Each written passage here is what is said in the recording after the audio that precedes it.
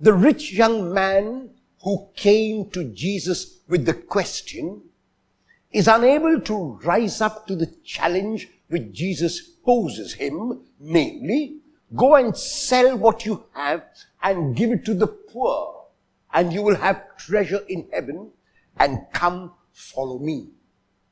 The rich man goes away sad because he was a man of great possessions. It is not that he was a man of great possessions, but that he was greatly possessed by his possessions.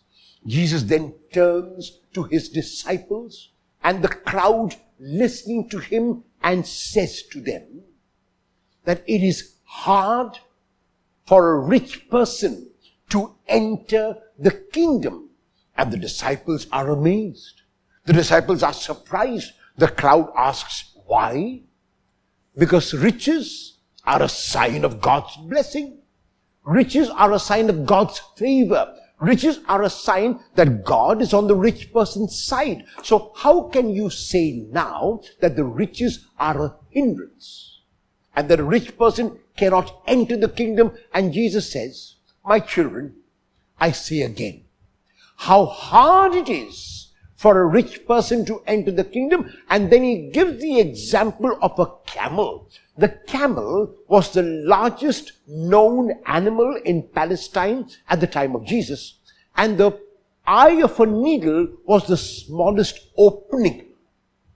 Jesus says, it is even possible for a camel to enter the eye of a needle, and we say, that's impossible. And he says, yes, that is possible. But it is impossible for a rich person to enter the kingdom. And so the question is, why is this so?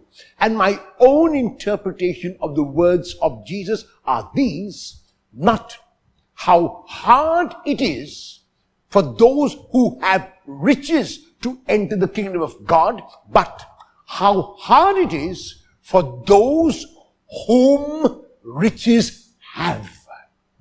In other words, those who are controlled by their riches, those who are left unfree by their riches, those whom the riches have taken a hold of. And there are, unfortunately, many people in our city, many people in our country, many people in the world.